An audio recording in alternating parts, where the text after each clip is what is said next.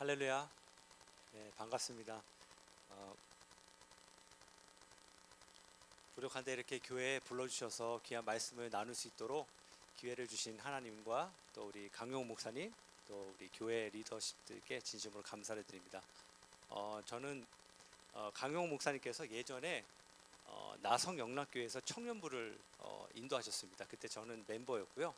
어, 벌써 굉장히 오래된 일이네요. 네, 그때 목사님 처음 뵙고 굉장히 많은 영향도 받고 또 목사님 통해서 저희 청년부가 엄청 크게 부흥을 했습니다. 그래서 목사님 계속 알기를 원했는데 시간이 이제 좀 안 맞으면서 한동안 연락이 좀 안 됐었어요. 그러다가 최근에 가정교회 세미나를 갔다가 우연히 목사님을 만나면서 반갑게 인사를 드리고 또 이렇게 안부를 여쭙게 됐습니다. 지금 저는 현재 말씀해 주신 대로 일반 교회에서 부목사 생활을 하다가 하나님께서 불러주셔가지고 이제 가정교회 플로턴에 있는 가스 패밀리 교회에서 인턴 목사로 지금 사역 중에 있습니다. 그래서 오늘 함께 말씀을 나눌 수 있는 이 기회를 주신 것 너무나 감사드리고요.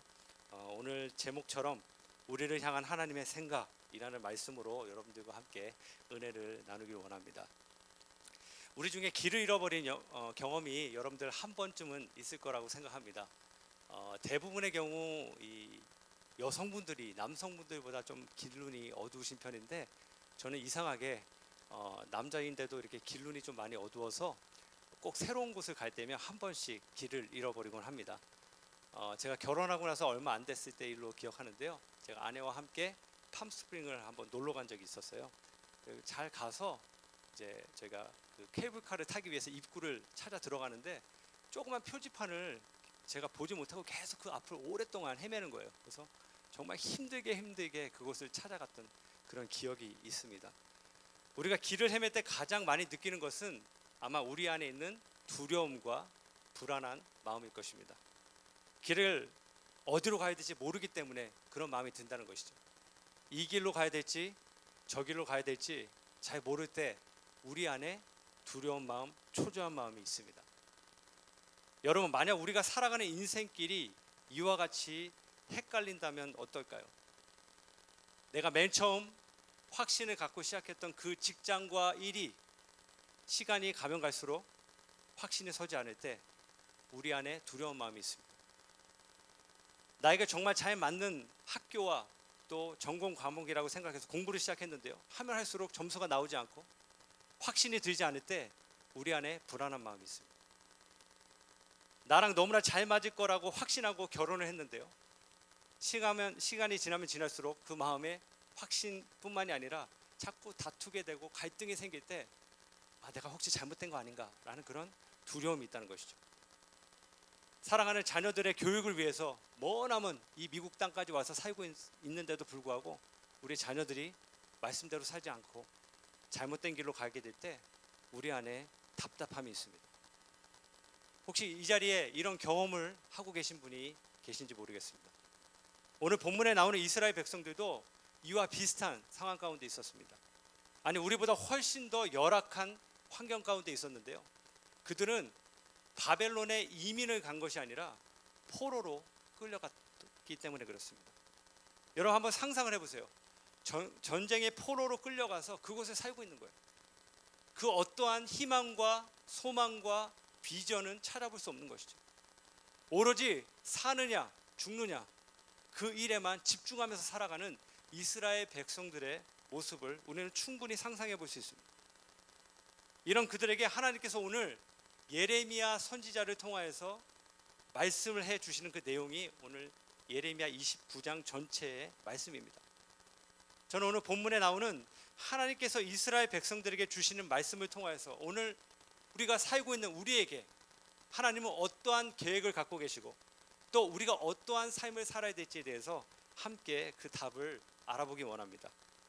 오늘 말씀은 우리에게 길을 찾을 수 있는 세 가지의 방법을 말씀하고 있는데요.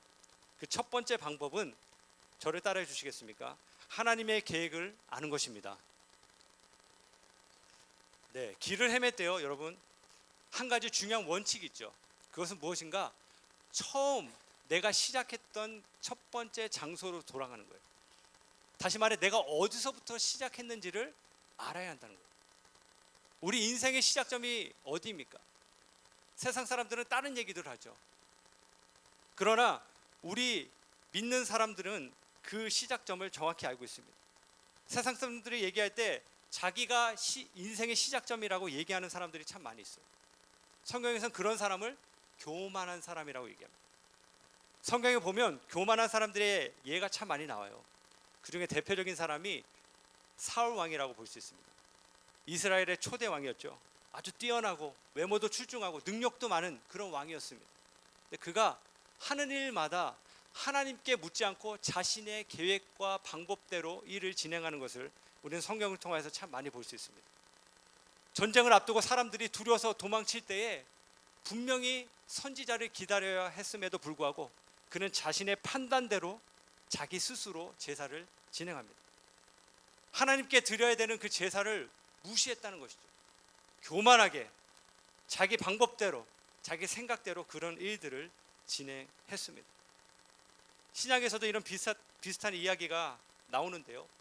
요한복음에 보시면 예수님과 제자들이 길을 갈 때 날 때부터 소경된 사람을 만나는 이야기가 나와요. 거기에 보면 제자들이 예수님께 이렇게 얘기합니다.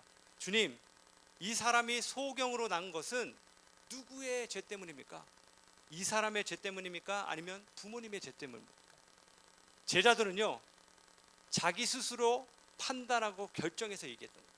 이 사람이 이렇게 된 이유는 죄 때문이다. 하나님의 입장에서 자기가 알아서 판단했다는 거예요. 근데 예수님은 뭐라고 말씀하시는가? 요한복음 9장 3절에 보면 이렇게 얘기하세요. 이 사람이 죄를 지은 것도 아니요 그의 부모가 죄를 지은 것도 아니다. 하나님께서 하시는 일들을 그에게서 드러내시려는 것이다. 하나님의 계획이 있다는 거예요. 하나님의 플랜이 있다는 거죠.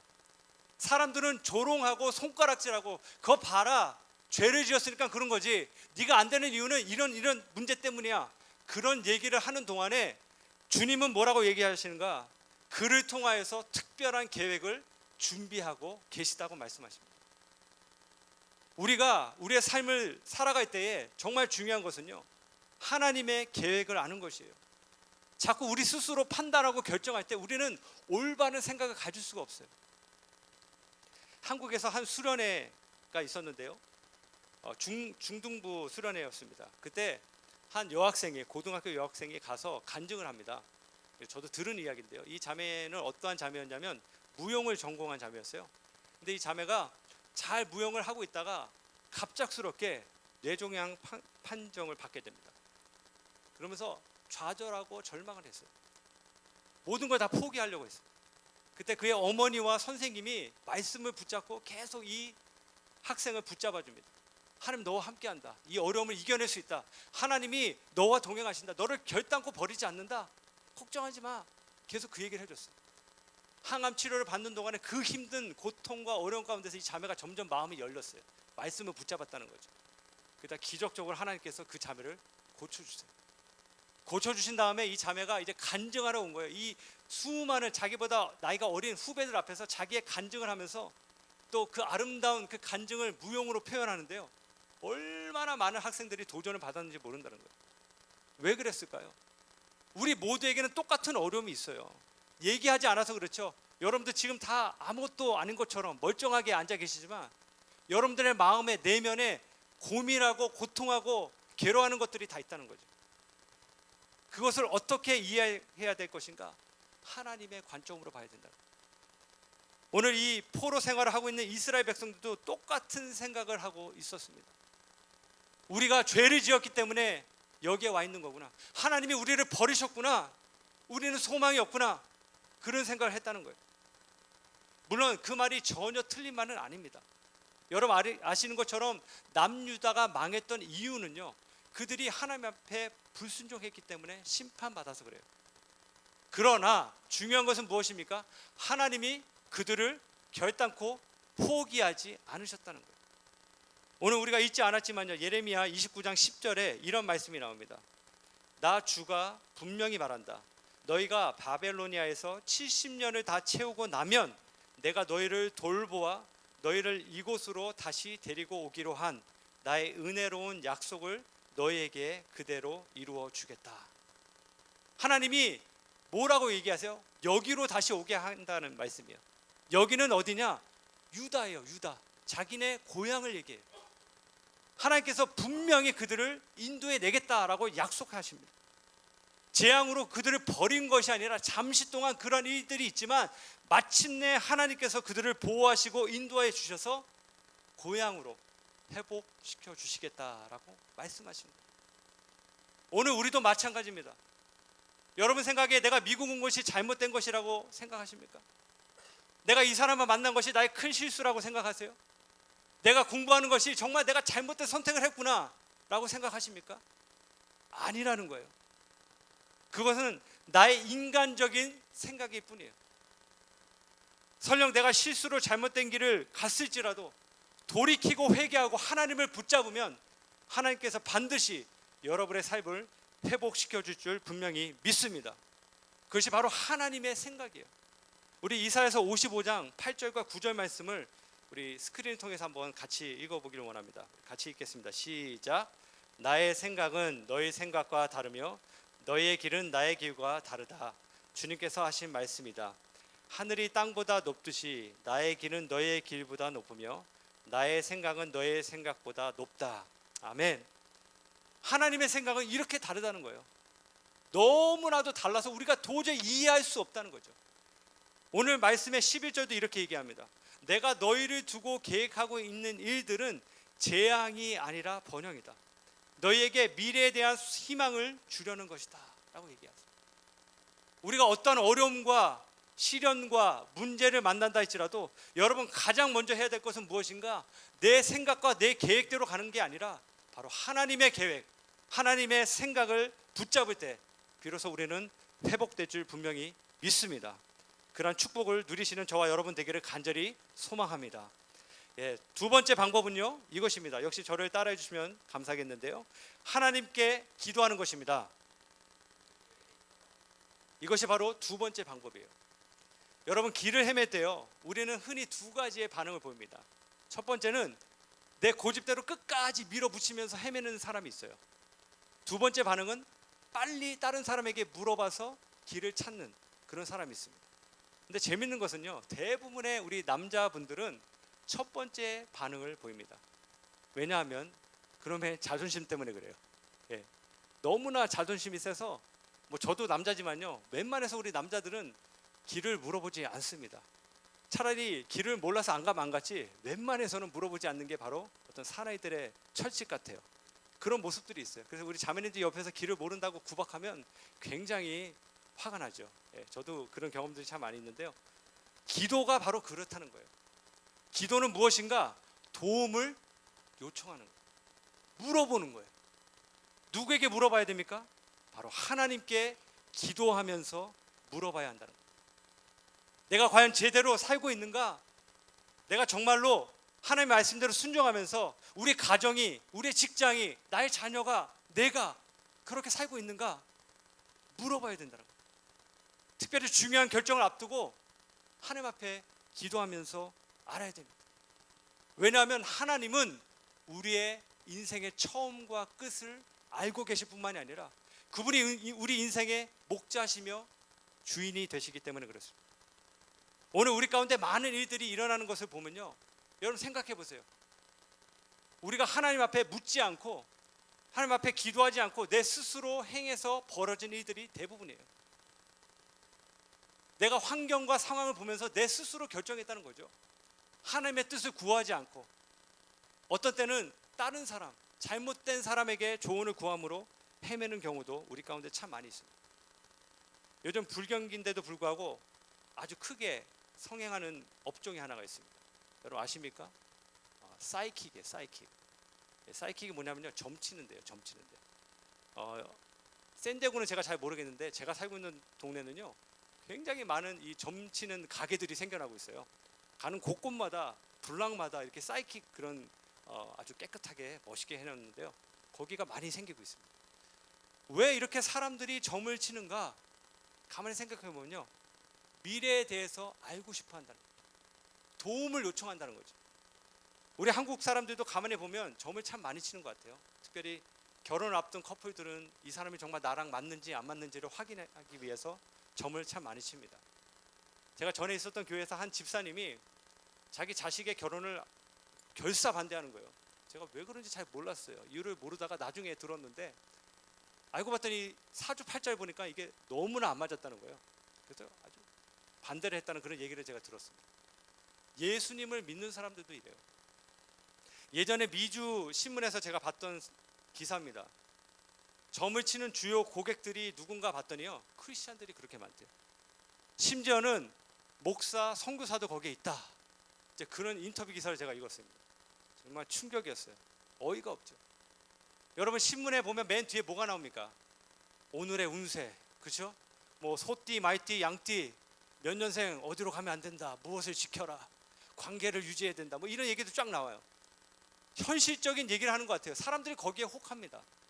많은 사람들이 그런 얘기를 듣기를 원해요. 여러분 한번 생각해 보세요. 왜 우리 크리스찬들이, 하나님을 믿는 사람들이 이런 데 관심을 가질까요? 하나님을 믿지 않는다는 거예요. 말은 믿는다고 얘기해요. 말은. 여기 와서 예배하잖아요. 제가 봤을 때 여러분들이 하나님 안 믿는 것 같아요. 믿어요. 저도 그래요. 근데 결정적인 순간에 우리는 어떻게 합니까? 하나님의 약속보다 사람의 말을 더 신뢰한다는 거예요.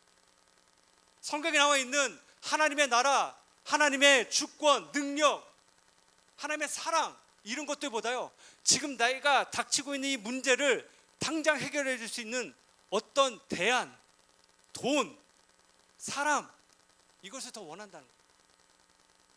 근데 여러분 기억하십시오. 하나님은요, 우리와 전혀 다르세요. 우리의 집중, 포커스된 부분은 무엇이냐? 문제 해결에 있어요. 그렇지만 하나님은 문제 해결에 관심이 전혀 없으세요. 왜일까요? 하나님은 전능하신 분이시기 때문에 그렇습니다. 하나님께는 능치 못함이 없으세요. 우리가 아무리 겪고 있는 문제가 크고 대단하고 엄청난 문제라 할지라도 하나님께는 그건 아무것도 아닌 거예요. 관심조차 없으세요. 왜? 하나님은 한 가지를 보시기 때문에. 하나님의 최대 관심은 무엇인가? 문제가 아니라 바로 하나님과 우리와의 만남에 있습니다. 관계에 관심이 있으시다. 하나님은 그걸 우리에게 원하세요. 예수님께서 이 세상을 살아가실 때 우리에게 이미 다 보여주셨어요. 어떻게 살아야 될지를 우리에게 이미 샘플로 다 보여주신 분이 예수님이세요. 예수님은 단 한 번도 자신의 뜻대로 살지 않으셨습니다. 날마다 기도하면서, 날마다 하나님 앞에 기도하면서 묻고 하나님의 뜻이 무엇인지 그 뜻대로만 순종했음을 우리는 성경에서 볼 수 있습니다. 우리 말씀을 좀 찾아보기 원하는데요. 먼저 요한복음 5장 19절 말씀 보시면 우리 다 같이 한번 스크린 통해서 읽어볼까요? 시작. 예수께서 그들에게 말씀하셨다. 내가 진정으로 진정으로 너에게 말한다. 아들은 아버지께서 하시는 것을 보는 대로 따라할 뿐이요 아무것도 마음대로 할 수 없다. 아버지께서 하시는 일은 무엇이든지 아들도 그대로 한다. 자, 요한복음 5장 30절 말씀입니다. 또 같이 읽겠습니다. 시작. 나는 아무것도 내 마음대로 할 수 없다. 나는 아버지께서 하라고 하시는 대로 심판한다. 내 심판은 올바르다. 그것은 내가 내 뜻대로 하려고 하지 않고 나를 보내신 분의 뜻대로 하려 하기 때문이다. 마지막 누가복음 22장 42절도 있습니다. 우리 같이 읽겠습니다. 시작. 아버지여, 만일 아버지의 뜻이면 내게서 이 잔을 거두어 주십시오. 그러나 나의 뜻대로 되게 하지 마시고 아버지의 뜻대로 되게 하여 주십시오. 자, 여기 보시면 예수님은 철저하게 하나님 앞에 기도합니다. 하나님의 뜻을 구했어요. 하나님의 뜻대로 했다라고 지금 고백하고 있습니다. 스스로 일하지 않았다는 얘기는요, 예수님이 무능력하고 연약하다는 뜻이 아니에요. 예수님은 하나님이셨어요. 당신이 얼마든지 마음껏 어떠한 일을 해도 문제될 것이 없는 분이셨어요. 그러나 그의 평생에 늘 기도하셨다는 거예요. 왜요? 하나님의 뜻대로 순종하기 위해서. 오늘 본문에 나와 있는 이스라엘 백성들이 원했던 것은 무엇일까요? 이 포로 생활을 빨리 해결하는 것이었습니다. 빨리 여기서 벗어나서 나의 고향으로 돌아가는 것, 그것이 그들이 가장 원하는 것이었어요. 문제 해결이죠. 그랬더니 실제적으로 그들 가운데 어떤 일이 있었는가?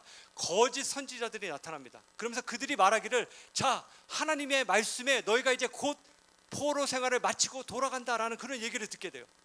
너무나 좋아합니다. 역시 하나님이 이 문제를 해결해 주시는구나, 이렇게 착각했어요. 하나님이 그들에게 다시 말씀을 전하시는데 두 가지를 얘기하세요. 첫 번째는 무엇인가? 너희는 이 바벨론 땅을 위하여 축복하며 기도하라. 여기서 집 짓고 자식 낳고 결혼하고 살아라. 그게 첫 번째 메시지였어요. 두 번째 메시지가 무엇인가? 예레미야 29장 8절과 9절 말씀입니다. 제가 읽어드리겠습니다. 나 만군의 주 이스라엘의 하나님이 분명히 말한다. 너희는 지금 너희 가운데 있는 예언자들에게 속지 말고 점쟁이들에게도 속지 말고 꿈쟁이들의 꿈 이야기도 고지 듣지 말아라. 그들은 단지 나의 이름을 팔아서 너희에게 거짓 예언을 하고 있을 뿐이다. 그들은 내가 보낸 자들이 아니다.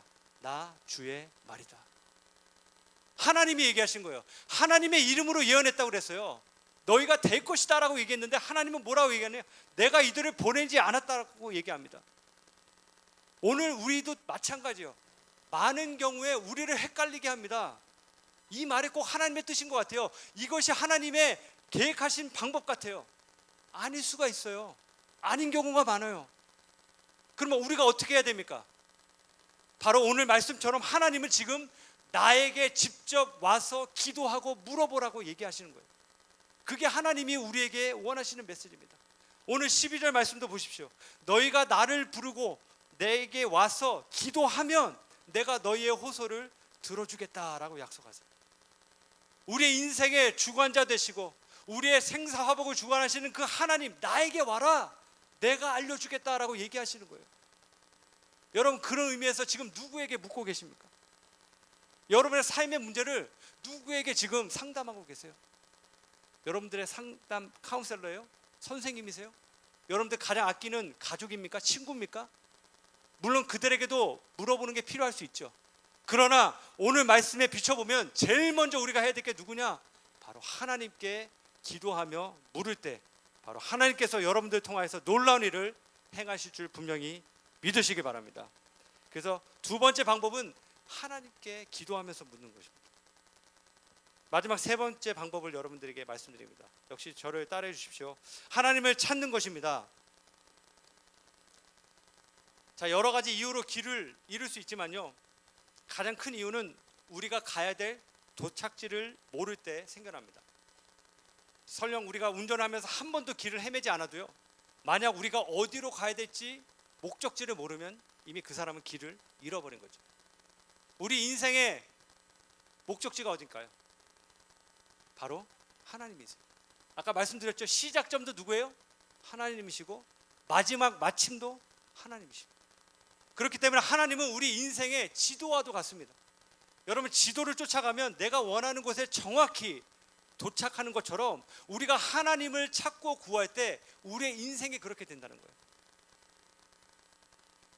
하나님을 찾는 그 사람은 하나님의 놀라운 인도하심을 경험하게 됩니다.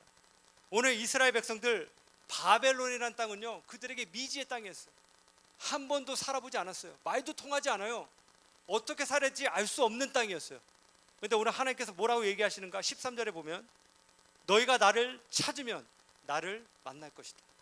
너희가 온전한 마음으로 나를 찾기만 하면 내가 너희를 만나 주겠다. 이게 바로 하나님께서 그들에게 주신 약속의 말씀입니다. 여기서 여러분, 한 가지 중요한 사실 하나가 있습니다. 기억하셔야 돼요. 하나님은 어떠한 분이신가? 하나님은 인격적인 분이세요. 그 말은 하나님은 내가 찾고 찾을 때 만나 주신다는 거예요. 뭐 오든지 말든지 나는 관심 없습니다. 뭐 때가 되면 되겠죠. 만날 수가 없어요. 관계가 형성이 안 된다는 거예요. 오늘 하나님이 그 부분에 대해서 계속 얘기하시는 거예요. 이런 포인트예요. 절대로 포기하지 말고 나를 찾으라, 나를 붙잡으라, 그 얘기를 하시는 거예요. 여러분, 하나님을 찾는다는 얘기는요, 하나님을 사랑한다는 말과도 일맥상통합니다. 예수님께서 마태복음 22장 37절에 이런 얘기를 하셨어요. 내 마음을 다하고 내 목숨을 다하고 내 뜻을 다하여 주 너의 하나님을 사랑하여라. 근데 이 말을요, 바꿔서 이렇게 볼 수 있어요. 내 마음을 다하고 목숨을 다하고 뜻을 다하여 주 너의 하나님을 찾으라. 그러면 만나 주신다는 거예요. 너무너무 중요해요. 많은 경우에 많은 성도님들이 한번 찾아보고 하나님 못 만나니까 그냥 휙 돌아서요. 아, 하나님 안 계시나 보다. 뭐 기도했는데 응답도 없고, 뭐 하나님이 나와 동행하시는 것 같지 않으니까 그냥 하나님이 아닌가 보다. 나는 내 식대로 산다. 이렇게 가요. 아니라는 거예요. 오늘 하나님께서 뭐라 그러냐? 끝까지 쉬지 말고 나를 만날 때까지 찾으라는 거예요. 우리의 고백이 그래야 됩니다. 하나님, 난 주님이 없으면 난 죽습니다. 하나님, 이 문제 가운데 주님이 개입하지 않으면 나는 살 수가 없습니다. 우리 가정, 나의 이 직장, 나의 미래, 나의 학업, 나의 구원의 문제, 나의 인간관계, 하나님이 간섭하지 않으면 나는 죽습니다. 그렇게 매달리면 하나님께서 만나 주실 줄 분명히 믿습니다. 여러분, 그렇게 하셔야 돼요.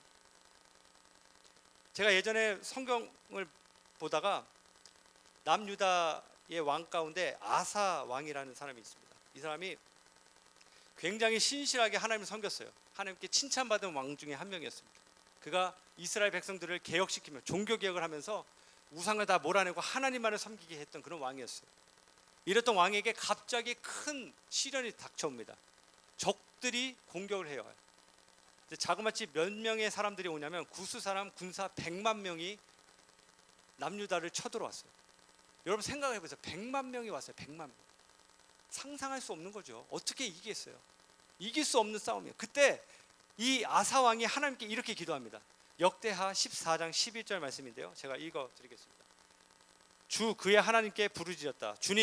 주님께서 돕고자 하실 때에는 숫자가 많고 적음이나 힘이 세고 약함을 문제 삼지 않으십니다. 우리가 주님을 의지하고 주님의 이름으로 이 무리를 물리치러 왔으니 주 우리 하나님, 우리를 도와주십시오. 주님은 우리의 하나님이십니다. 인간이 주님을 이기지 못하도록 해 주십시오. 이렇게 기도했어요. 그때 하나님께서 기적 같은 승리를 허락해 주십니다. 이 일이 있은 다음에 20년 후에 또다시 적들이 쳐들어왔어요. 근데 이상하게요, 아사가 이상한 행동을 합니다. 어떤 일을 했냐면, 놀랍게도 그는 돈을 들여서 용병을 사서요, 그 용병이 적들을 치게 했어요. 제가 이 말씀 듣다가 깜짝 놀랐어요. 아니, 도대체 전심으로 하나님을 찾았던 이 아사 왕이 왜 갑자기 이런 엉뚱한 짓을 했을까? 도저히 이해가 안 되더라고요. 제가 말씀을 깊이 묵상하는 건데 이런 깨달음이 왔습니다. 그 20년 동안에 아사 왕은요, 하나님의 축복과 형통을 누렸습니다. 최고의 정성기를 달리고 있었어요. 하나님이 복을 주시니까 모든 지경이 다 그의 땅이었어요. 그러는 가운데 그의 마음속에 자연스럽게 하나님을 의지하는 것보다 내 자신을 의지하고 내 경험을 의지하고 내 방식대로 살고자 하는 안일한 마음이 들었다는 거죠. 그래서 결국 적들이 쳐들어왔을 때 그는 예전처럼 하나님을 의지하는 것이 아니라 바로 자신의 방법대로 넘어간 그런 실수를 보게 되는 것입니다. 여러분, 우리의 삶은 어떤지 한번 확인해 보기 원합니다. 우리가 처음 하나님을 믿었을 때, 예수님을 믿었을 때 여러분 안에 기쁨이 있지 않았습니까? 여러분 안에 정말 눈물이 있지 않았습니까? 정말 주님 앞에 나와서 기도하고 찬양할 때 그 감격이 있지 않았어요? 어느 순간인가 우리도 모르게 그 모든 것들을 다 놓쳤어요. 왜 그랬을까요? 저는 이 부분이라고 생각합니다. 아주 작은 시작이에요. 어느 순간인가부터 우리 안에 안주하는 마음이 생겼다는 거예요. 이 정도면 됐다. 하나님의 일이 아무것도 아니구나. 내가 할 수 있구나. 그런 마음이 들 때 결국 우리는 전심으로 하나님을 찾지 않게 된다는 거예요. 오늘 이스라엘 백성들도 똑같은 문제였어요. 이들은 지금 환경과 상황 때문에 걱정하고 염려합니다. 좌절하고 낙심했어요. 그러나 오늘 하나님은 얘기하세요. 환경이 문제가 아니라 그들의 가장 큰 문제는 무엇인가? 하나님을 찾지 않는 그 마음, 강팍한 마음, 묻어진 마음, 죽어있는 마음, 영적으로 잠들어 있는 그 마음이 깨어나기를 원하셨다는 거예요. 오늘 모든 인생의 문제의 해답은 똑같습니다. 하나님을 만나면 모든 문제가 해결될 줄 분명히 믿습니다. 왜냐하면 하나님은 우리의 피난처가 되시고 우리의 구원자가 되시기 때문에 그래요. 예레미야의 전체 주제는요, 구원이에요. 구원. 하나님의 구원이에요. 하나님이 이 구원을 이루기 위하여 어떤 일을 하셨습니까? 당신의 하나밖에 없는 독생자 예수 그리스도를 이 땅에 보내주셨어요. 그분의 십자가를 지심으로 우리가 용서함을 받고 영생을 얻게 된 거예요. 구원을 얻게 된 거예요. 그 예수님이 저와 여러분의 주인 되심을 여러분 믿으십니까? 그 주님이 우리와 지금 함께 하세요. 당신의 아들도 아낌없이 내어주신 그 하나님이 우리와 지금 함께 하시다면 지금 내가 겪고 있는 여러 가지 어려운 문제, 걱정, 근심, 길을 헤매는 이 모든 것들이 주 안에서 넉넉히 이겨낼 줄 저는 분명히 믿습니다. 사랑하는 성도 여러분, 저는 말씀을 정리하기 원합니다. 여러분 가운데 인생의 길을 잃어버린 분이 계십니까? 혹시 어디로 갈지 몰라서 지금 방황하고 또 불안해하고 염려하는 분이 계십니까? 오늘 말씀 세 가지를 기억하십시오. 첫 번째, 나의 생각과 나의 계획이 아니라 하나님의 계획과 하나님의 생각을 먼저 알아가시기 바랍니다. 두 번째로, 사람들에게 묻지 마시고 기도함으로 하나님께 물으시기 바랍니다. 세 번째, 우리 인생의 지도가 되시고 해답이 되시는 그 하나님 한 분만 전심으로 찾으시기를 축원합니다. 그럴 때 하나님께서 저와 여러분을 통해서 놀라운 주님의 은혜를 회복시켜 줄 줄 분명히 믿습니다. 우리 다 같이 한번 말씀을 생각하면서 기도하기 원하는데요. 좀 갑작스럽긴 하지만 제가 찬양 하나를 좀 하고 싶네요. 우리 주께 가까이 날 이끄소서, 우리 이 찬양을 좀 부른 다음에 같이 기도하고 싶습니다.